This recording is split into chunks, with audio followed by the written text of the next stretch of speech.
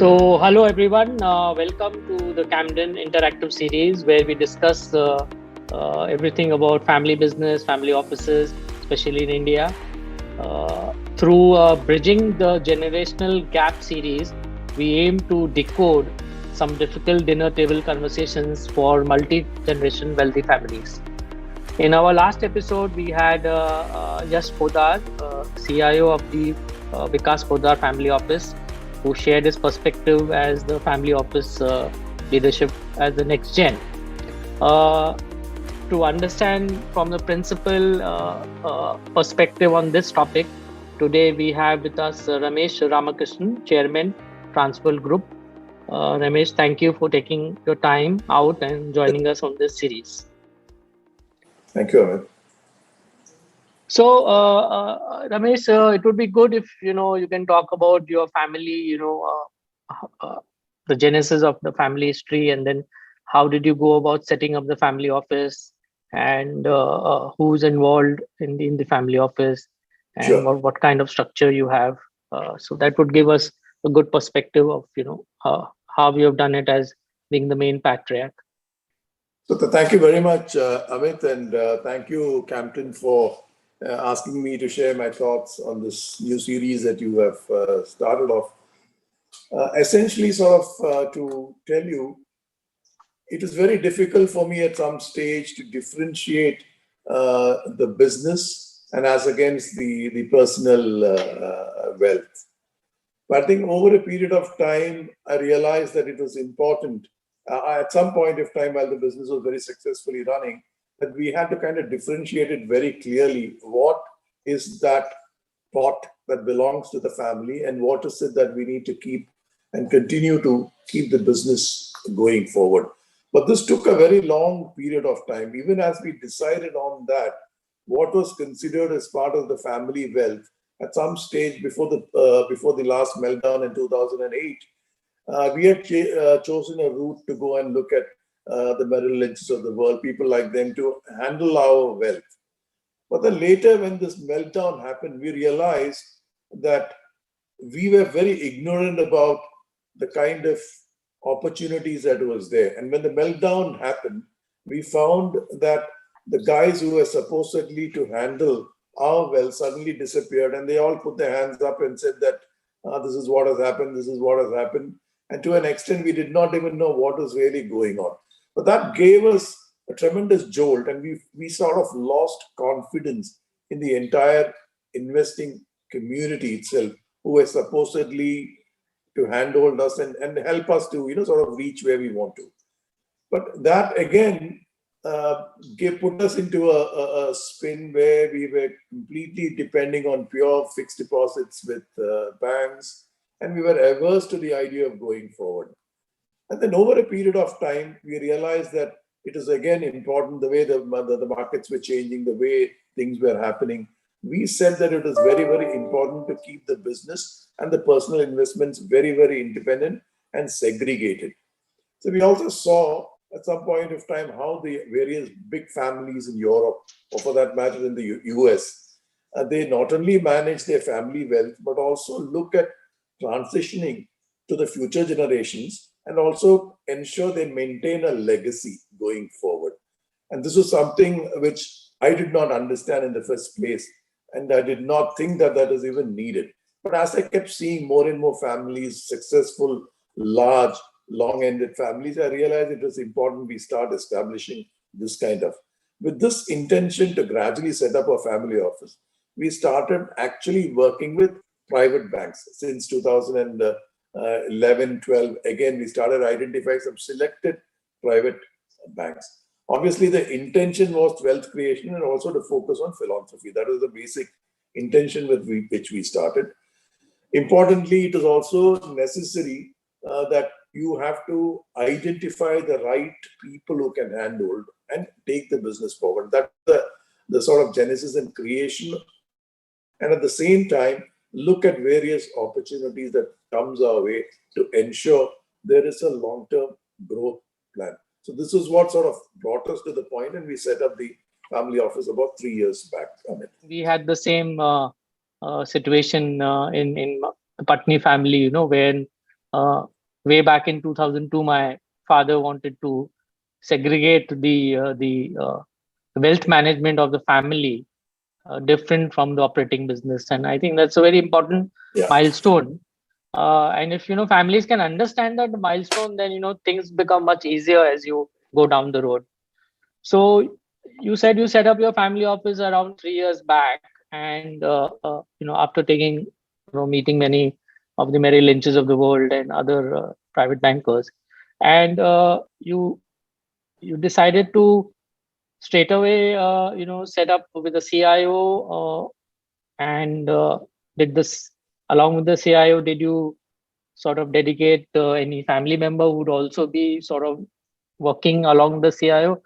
We had, even before a formal family office was set up, what we had made was, I have two children. What we had sort of planned at some point of time, I had spoken to a very dear lawyer friend of mine. So he had suggested that you have to look at a scenario of setting up an independent BVI company for your children and their family. And whatever you wanted to kind of contribute into that can be kept aside, so that just in case if the patriarch of the family, if something happens to me, at the end of the day, the children and the family are not left in a corner, and they can continue to lead their life as usual without any stoppage or any breakage. So the thought process of having an independent individual BVI was already set up even before the family office was considered. It was all very accidental. It wasn't a planned scene that we want to get and lead on to the family office, actually. But then as time went along, I realized that the importance of having a very trustworthy, a very dependable, and a good CIO who's perfectly in an alignment with our thoughts, with our strategies and thinking. But then this again is a journey. And I don't believe that any CIO or anyone who comes in is going to be in a perfect alignment to start with, because there's a number of areas. It's actually a journey in progress. It's work in progress, because you have to iterate it. You have to keep talking about various options, various opportunities, various kind of ways that you want to protect your investments. So what happens is this takes a bit of a time, and I think this is exactly what we did when our professional CIO joined our family office. And we also had given, well before the family office itself was set up, given a very clear directive and a thought process to him that how this whole thing at his behest and his initiative must be set up, managed professionally, and also institutionalized. So these were the mandates that we had sort of set up and left it with him. And this is the journey that when the professional came in, he started working towards. Along with this, we also had the children who were all part of the investment committee. My two children, Ritesh and Anisha, are part of the investment committee. And they also keep closely looking at various opportunities that is being brought to the table. So at the same time, the philosophy is comprehensive independence, trust, and freedom that is left in the hands of the management team. Of course, we do have our monthly meetings, weekly reviews, quarterly board meetings. So everything is very, very well institutionalized.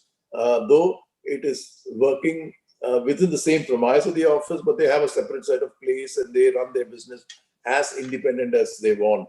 Of course, within the framework that we have already clearly laid out. There's a governing policy, there's a very clear-cut framework that's laid out. Everybody plays within the yellow lines. Okay, that's very commendable that from the onset you have decided to give a clear mandate to the CIO, and as what I understand from you is that you have set up a your sort of desire, your wish list of returns versus a risk. You have sort of told the CIO, and he has to implement those with, and he's got a lot of delegative powers to look at various investments execution. But you have investment committee in place where both your children, yourself are there, I guess, and you have your meetings where you assess the various investment products. Uh, so that's I think a fairly correct approach, and that's how most of the mature family offices do that.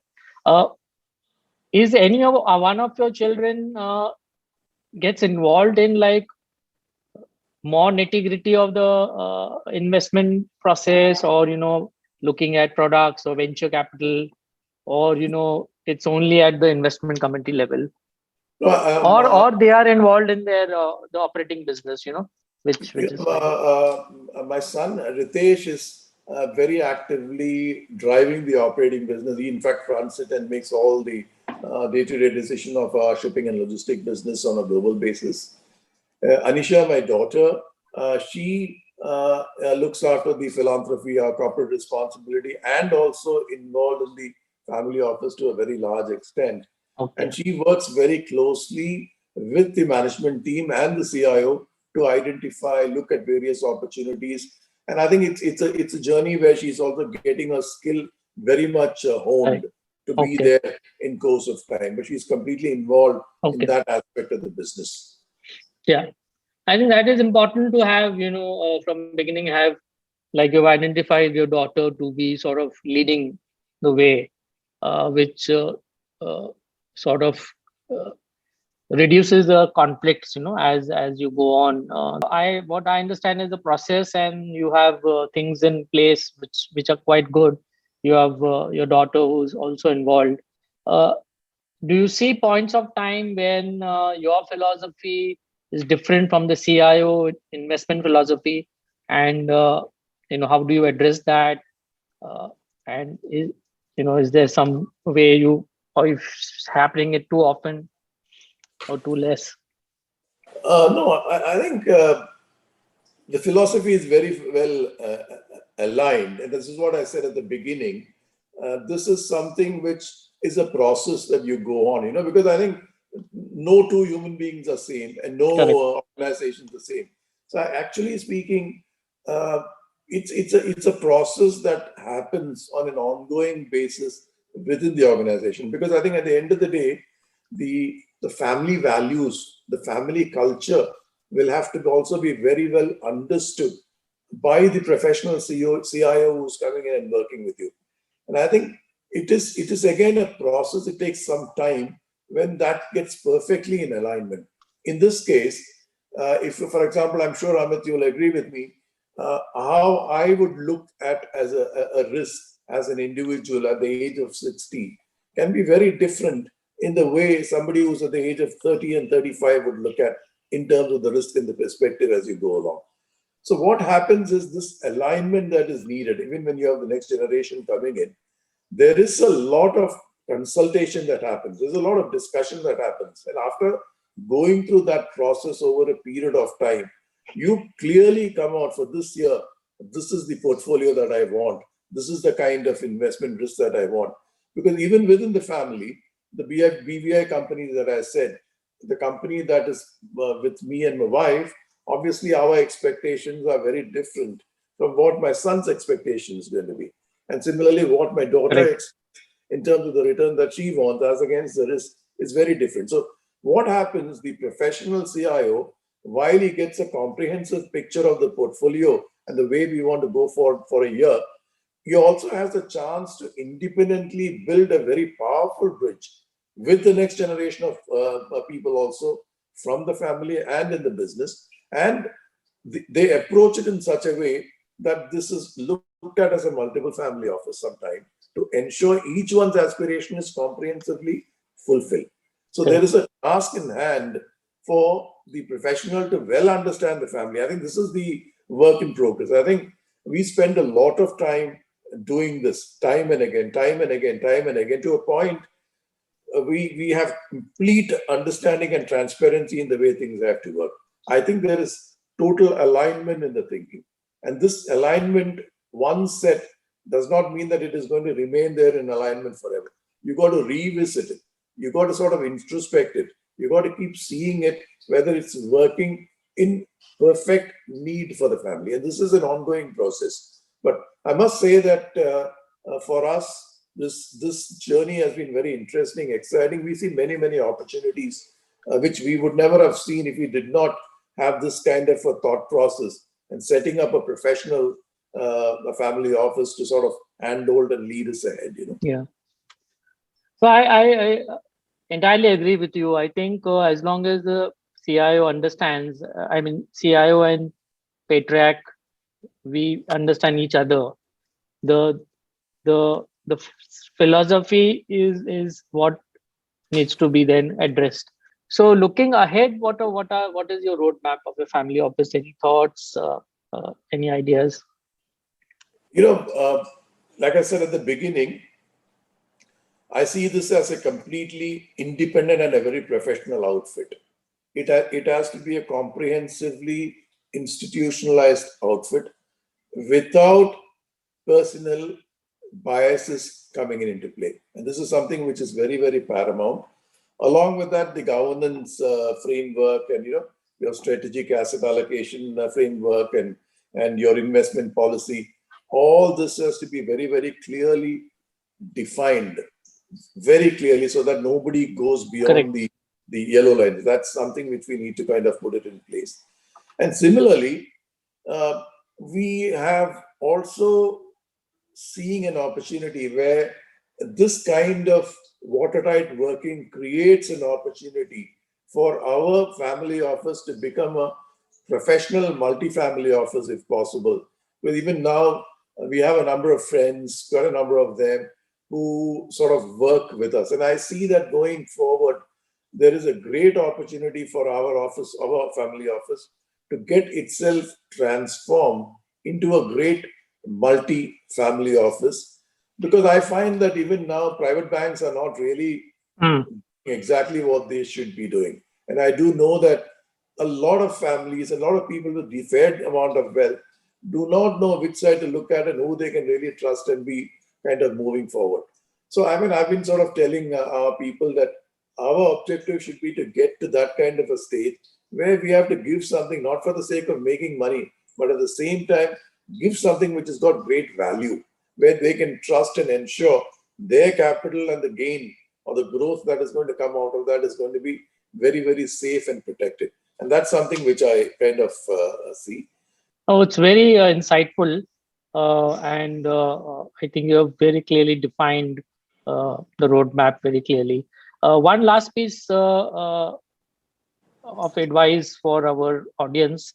You're very experienced now in operating businesses, successful family office.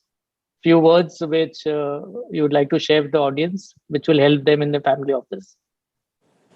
I think, Amit, to be very frank, what I'm really toying around, what I'm really thinking about, I'm sure this is the case with a lot of people, is what brought us here in the last 40 years, and thanks to COVID, is not going to take you to the next stage wherever you want to be, including to a point where, we all believed that we needed an office to sit and function.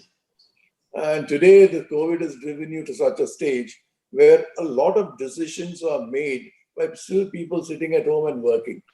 So it goes to prove that what we thought was real so many years back need not be necessarily real.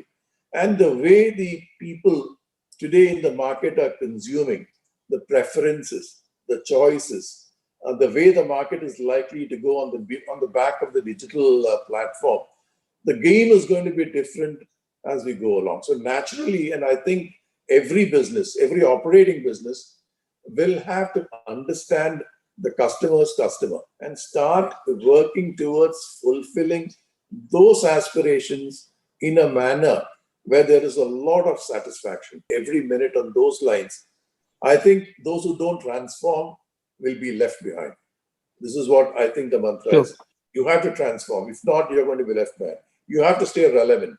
If you're not relevant, you're forgotten. Thank you so much, Ramesh, for sharing your thoughts and insights. And coming from you, I'm sure the audience would love to take back your words of advice. The Camden community is always grateful for your time and knowledge contribution. So with that, I would say stay tuned for us with more interactive series with the Camden, and see you next time. Till then, take care, be safe. Thank you very much. Thanks a lot, Bye. Amit. Very much. Bye. Bye. Bye. Bye-bye.